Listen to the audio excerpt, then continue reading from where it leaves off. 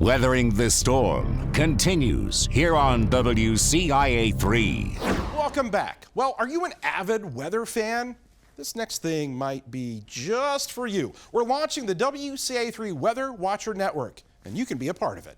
This is a program that dates back more than 35 years at WCIA 3. These are some of the highs reported in by our weather watchers. For years, these dedicated weather watchers across the area would report daily highs. And Bill Schaefer at Bales Lake in Loda reporting a high of 80 degrees. And precipitation amounts. Buckley, our weather watcher Gary Weisenbarn reported the cell, or at least a part of it, did drop only 1/100th of an inch. So full disclosure, the weather watchers hold a special place in my heart. Yeah, that's me, little 15-year-old Kevin.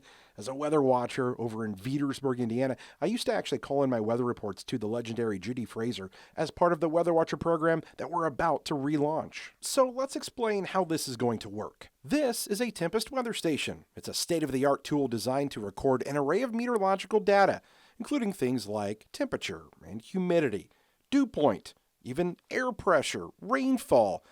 You can even detect lightning. So, some of you may already have one of these Tempest weather stations. Well, your data is already streaming into our weather computers in real time, but we want to take this a step further. We want to know the names and faces behind these weather stations. If you already are a Tempest user, you should have received an email from Tempest asking if you'd like to join the WCA3 Weather Watcher Network. Now, don't worry, if you don't have one of these weather stations, you can purchase one at a discounted rate through our website. See this QR code? Scan it. It's going to take you there, or go to WCA.com under the weather section. So again, once you have your weather station set up, you fill out our form saying you want to join us, and then we're going to be in touch with you, creating this one-on-one relationship. Now, we're going to use your data on the air during various newscasts, and even in times of severe weather, we may reach out to you so you can give us some real-time weather reporting from your location. So hop on board with us and join the WCA3 Weather Watcher Network today. Well, next up, do you know how to get severe weather coverage and information if you're driving in your car? Thanks to a new partnership, we've made it easier than ever. Meteorologist Jacob Dickey has more. Say you're driving down the road and dark storm clouds come rolling in. Or maybe you're grabbing your radio and heading to your storm shelter. Maybe where you are or the safe place you're in doesn't have cell service. Where do you turn to stay safe and weather alert? Together with our radio partners at the Lighty Radio Group, we're dedicated to bringing you the information you need to stay prepared. If a tornado warning is issued for our area and we're live on TV, the Lighty Radio Group has you covered. We can simulcast our coverage on Mix 94.5 and Wixie 100.3, ensuring you get the latest updates no matter where you are. When severe weather threatens, count on us to keep you safe. Together with the Lighty Radio Group, we're dedicated to bringing you information you need to stay safe. Tune in on air, online, and now on the radio for complete severe weather coverage from your local weather leader. All right, folks, listen up. Here we go. It's your chance to win a Tempest weather station right now. We explained earlier how we will be using these weather stations as part of our Weather Watcher Network. You can enter to win this Tempest weather station retailed at $339. It could be yours for free. All you have to do is scan the QR code on your screen. It's going to take you to where you can enter to win. It's simple. The contest will run for 2 weeks, and we'll announce the winner on WCA3 News. So what are you waiting for? Scan the QR code and enter to win this Tempest weather station, and you could become a part of our Weather Watcher Network. Well, that wraps up our show for tonight. Thanks so much for joining us. As always, you can find out more about all of these stories online at WCIA.com. Don't forget to follow us on all of our social media pages. And download our WCI3 weather app to stay up to date. Also, don't forget to scan this QR code to win a Tempest weather station and join our Weather Watcher Network. Thanks for watching. Stay weather aware. Keep an eye to the sky. Have a good night. This has been Weathering the Storm on WCIA 3. Brought to you by Bryant Industries.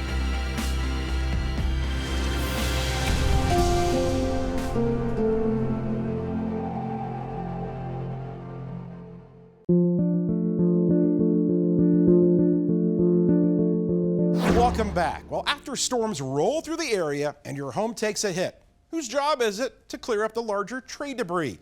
Meteorologist Adam Sherwinski talks with local crews that deal with the aftermath. When a tree falls during a storm, it can sometimes make more than just a sound.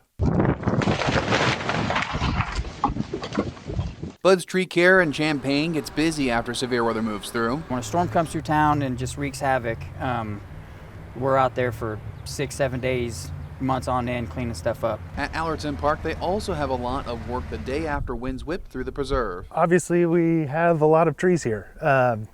Usually, the trees that give us the biggest problems are ones that are along our roadways, next to our gardens. We have formal gardens here, and then on our trails. And they don't have just axes and saws. The wood chipper that we take small limbs, branches, that kind of thing, and we chip up into just basically mulch. The equipment that we have it's state of the art. The lift that we have is a 2024. It's a 75-foot lift. It's a backyard arbor lift, so it can get in very small spaces. It leaves a very small footprint. It's not a heavy lift. And it does take a bit of precaution when chopping up limbs or cutting down branches.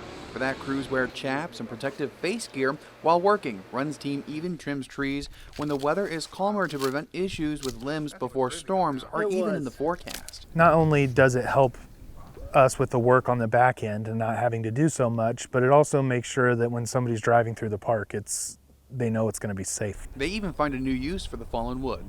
So our wood shop and our maintenance shed are both heated that way, and it's kind of our idea of becoming more sustainable, using wood that we would otherwise could just get discarded or chipped up into mulch to actually heat our buildings. Use some of the wood, whether it be like red or white oak or maybe locust wood, honey or black locust, to make benches that you might see out on the trails. What may take a few days or weeks for a homeowner to clear up by themselves can only take an hour or less to clear for Run's crew or Jeremiah's team of arborists. This way, people can be safe after the storm strikes, either in their own home or while walking through Allerton Park. Thanks, Adam. Well, there's only so many National Weather Service radars that cover our area. And that means some areas can get better radar coverage than others. What does that mean when the severe weather threatens? Jacob has more. You'll commonly see us use Doppler radar to track the storms, but it can't tell us everything that is happening. That's because the radar beam has a limited range for the most accurate data. Between the curvature of the Earth and the radar beam aiming slightly above 0 degrees, we can't actually see what's happening at the ground level, where we care the most about, because that's where tornadoes occur. When storms are closer to the radar beam, we do get a closer look at the lowest levels of the storms. But as those storms move away, the beam now isn't as low in the storm. Instead, we get a view up higher in these mid-levels of that storm. We do have several radars that we use to keep us covered locally. Our local radar in Lincoln samples most storms below 5,000 feet, but it's not perfect.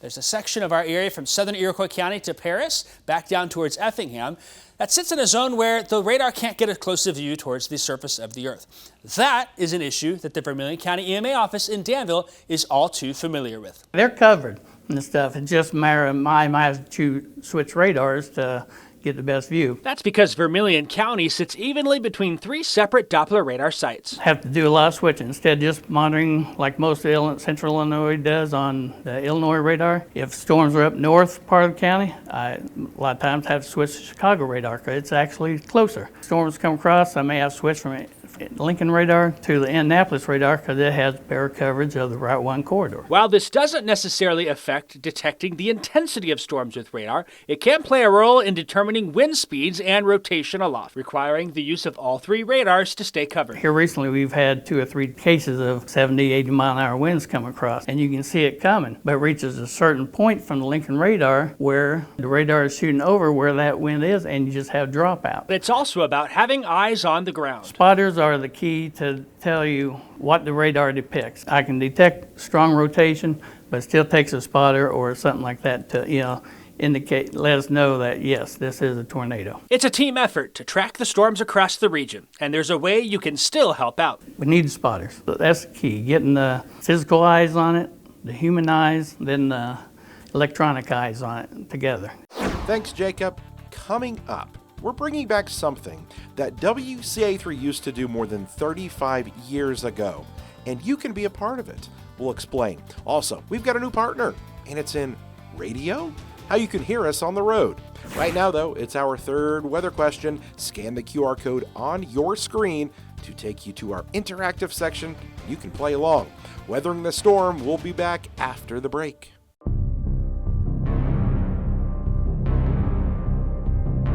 Welcome back.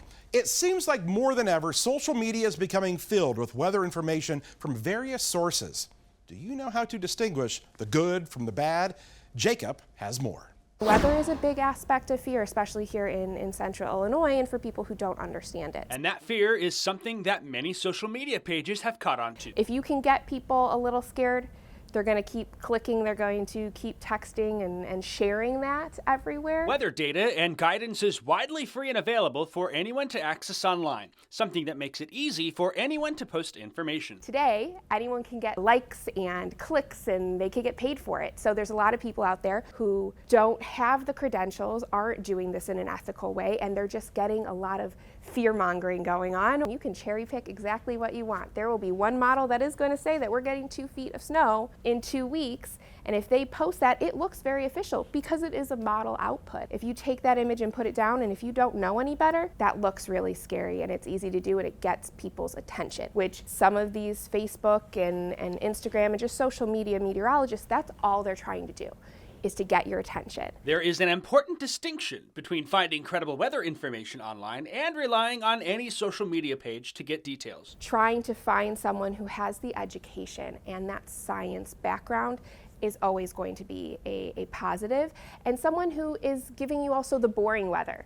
They're not just telling you when we have a giant snowstorm or that there's going to be a tornado outbreak. They're also just giving you the information of, hey, today's going to be 70 and sunny, which isn't flashy and not going to get your attention, but still valuable weather information. If they're covering that spectrum, that's a good sign that they're not just in it for the likes and the shares. Thanks a lot, Jacob. We have access to all sorts of technology that helps us track the movement and evolution of storms. However, good old-fashioned eyes on the ground tell us a story that radar sometimes can't. Meteorologist Seth Bohnhoff explains. Radar is a powerful tool that can pinpoint where a storm is and analyze its intensity. Our job would be a lot harder without it. But if a picture is worth 1,000 words, then a spotter's view of a storm is worth 1,000 radar scans. Andrew Pritchard is a meteorologist from the Champaign area who wears a number of hats, including documenting storms. He echoes the idea that eyes on the ground are invaluable. Without those eyes on the ground, you lose confidence and you lose time. Again, getting a phone call or a picture from a storm chaser that says there's a tornado, it's dropping now, it's down on this highway at this intersection, you can provide really concise updates. You're the eyes out there. You can see what the storm is actually doing. A really experienced meteorologist and storm spotter can look at the storm visually and tell you what the radar probably looks like. Even just one set of eyes in the storm could be enough to discover vital info that was otherwise unknown. This was the case for Andrew 17 years ago. June 7th, 2008 was a fairly significant day. Across the Midwest, there was severe weather forecast, a corridor across parts of Iowa into Wisconsin. And so a lot of storm chasers, a lot of meteorologists had their attention on that area. I ended up hanging back. And then I realized we did have a subtle boundary, one of these tricky Illinois days where it's not always obvious in advance. And so I got in the car, got my camera gear, and drove up to northeastern Illinois. As I got eyes on the storm, it was immediately producing a very large, damaging tornado. It's strong rising motion. There's a tornado. It's definitely down. Definitely, and it could be strong. Look at it. Tornado on the ground. I was able to call the National Weather Service and let them know that this is the real deal. This is not a brief touchdown. This is a big tornado causing damage. I'm about 3 miles east of Antrace, Illinois, a small town. Right now, about 2 miles to my northeast, I've got a large destructive tornado on the ground. It's hitting structures right now. There is debris in the air. I was able to let the folks know that, this wasn't in the forecast this morning, but we have a real problem. A spotter's view takes us under those red and green colors on radar and gives us a real-time analysis that simply can't be beat. Thanks, Seth. Coming up on Weathering the Storm, more on some of the limitations that we have with Doppler radar, and we talk about what to do if you have damage after a storm. And don't forget, we've got a big contest announcement coming up later in the show. Right now, though, it's our second weather question. All you got to do is scan the QR code on your screen. It'll take you to our interactive section where you can play along. Weathering the Storm will be back after the break. The following WCIA3 Weather Special presentation is brought to you by Bryant Industries. This is Weathering the Storm on WCIA3. Hello and welcome to Weathering the Storm. I'm Chief Meteorologist Kevin Lighty, joined by meteorologists Jacob Dickey, Adam Sherwinski, and Seth Bohnhoff. Coming up, we look at how social media makes an impact on severe weather awareness and talk about our new partners in radio. Also, what do all those colors mean on the Doppler radar? We'll explain and show you some limitations that radar has. And we look at the importance of storm spotters and chasers, plus we take a look at how you can get a storm shelter in your home. And we're launching a new way you can help our weather team when it comes to covering the weather. But first, do you know where to take shelter when you're not at home? Let's show you some of these unique situations that you might be in. Well, first off, let's say you're taking in an event right here at the State Farm Center. You're out on the concourse. They don't want you out here. Nothing but doors and windows out here. They're actually going to tell you to go inside to the seating bowl. Believe it or not, the entire seating bowl here at the State Farm Center is considered the emergency shelter area. So whether you're taking in a basketball game, your seat is the safest place to be. But you have to remember, tornado season, usually April and May, you're not usually here for a basketball game. Instead, you're here for concerts, graduations, and the WCIA Broadway series. Let's say you're at the park enjoying a nice, beautiful day, and then the weather quickly changes. You don't want to be here when a tornado is approaching. Instead, you're going to want to find some kind of a sturdy structure to get into. Way better than just being out here in the open to stay safe. Let's say you're doing a little shopping here at the Lincoln Square Mall. Obviously, you don't want to be by any of these windows and doors, especially if one of those little circulations starts approaching your location. Instead, you're going to want to make your way more towards the inside part of the mall, or right here where you can put multiple walls between you and the outside, so the restrooms provide that safety for you if a tornado is approaching. Now imagine yourself, you're at the gas station, getting a nice cold beverage, but the tornado sirens start going off. They're actually going to make an announcement over the loudspeaker at a place like here at the Quick Trip, where they're going to tell you to take shelter, and that's going to be inside of the restrooms. Another very common spot that you might get caught in, the grocery store. You're here, you're throwing things in the cart, and next thing you know, tornado sirens are going off. Where are you going to go here? There is a spot, like here at Harvest Market, towards the back of the store. This is going to be the safest place. It's actually their storage area that's back here. You want to go busting through these doors to stay safe. Now imagine you're getting ready to sit down to have a nice dinner, a place like Hamilton Walker's, but then the sirens are going off, the skies are darkening. They're actually going to start to send you to a unique place. It's actually a location that they had to recently send some of their workers to when tornadoes rolled through the area. They actually have their own basement. In the basement, by now you get it. It's the lowest level. It's the center part, whatever structure you're in. A lot of times it's going to be a restroom. You just really need to know where you're going to go in the event that there's a tornado and you're out on the town. Next up, storm shelters are the safest place to be in severe weather, but not everybody has access to one. However, one local business recently started manufacturing some that can withstand the toughest of storms. Meteorologist Seth Bohnhoff has the story. Severe weather can wreak havoc no matter what stands in its path. That's why when tornado warnings are issued, you'll often hear us say something like this. It is the time. You need to go right now. This is a serious situation here. You should already be in your tornado safe spot. But what happens if you feel like you truly don't have a tornado safe spot in your home? Luckily, you can have one easily added thanks to a local company, Berg Tanks in Champaign. They've recently started offering storm shelters tested by the Texas Tech National Wind Institute to withstand EF5 tornado impacts. That means winds of 200 miles per hour or more. They offer two main types of shelters, one of which is an above-ground safe room. Like this one that we put in your garage, or we can also put them exterior. We come out, make sure the concrete that you have is sufficient for the EF5 rating. And if it is not, we will suggest a new concrete pad. And if you need one on the exterior, we will install it outside on a new concrete pad.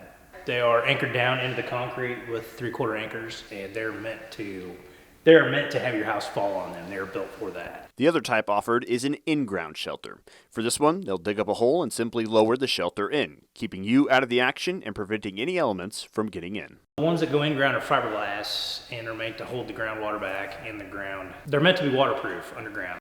Several different models are offered for both types of shelters, with different designs and dimensions to get you the best fit for your property and the desired capacity. Best of all, these shelters are easily accessible. When a tornado warning is issued for your location, time is of the essence, and of course every second is precious. That's why you want to get into your tornado safe spot as soon as possible. These Berg storm shelters open up here in just a matter of seconds, and you can head on down here into the shelter. And in almost no time at all, you're down here in your storm shelter ready to ride out the storm. All right, thanks a lot, Seth. Now, when we go on for severe weather coverage, we tend to use terms like reflectivity, CC, or velocity. But what does that actually mean to you as a viewer? Meteorologist Adam Sherwinski breaks down some of the radar lingo. When we have severe weather coverage, we often show a lot of images for radar products here. I'm going to talk about each one because we use some terms that you might not be familiar with. This is reflectivity, and right now with this event, this was the December 2021 Mattoon Gaze tornado, so we know that it did produce a tornado, but just by looking at it, you can tell that there's heavy rainfall here. This is an intense thunderstorm, and that's the beams from the radar telling us that information coming back to us. It gives us more information, more products too as well. Let's take a look at velocity. This one tells us kind of what's happening within the storm, the motion of that storm. The red means it's going away from the radar. Green means it's going towards the radar. You see that circulation right there, kind of giving us that kind of rotation, that counterclockwise motion that we look for here. And with that tight couplet is what we call it, you could probably see that there might be a tornado in there. Doesn't confirm everything, but that's a really tight spot, and no surprise that there would be a tornado warning on it here. Let's take a look at CC. We call it CC, and we're looking for a CC drop, correlation coefficient here. And what that means is that this blue area right here within a sea of burgundy and red tells us that debris has been lofted in the air, and that the radar has picked up on it. Now that when we use these products during severe weather coverage, maybe you get a better idea of what we're looking at here. All right, thanks, Adam. Coming up on Weathering the Storm, get your phones ready. You're going to be scanning some QR codes because we've got a big contest to share with you. Also, the weather hype on social media is getting out of control. We look at what you need to be aware of. Right now, though, it's our first weather question. Scan the QR code on your screen to take you to our interactive section. Weathering the Storm will be back after the break.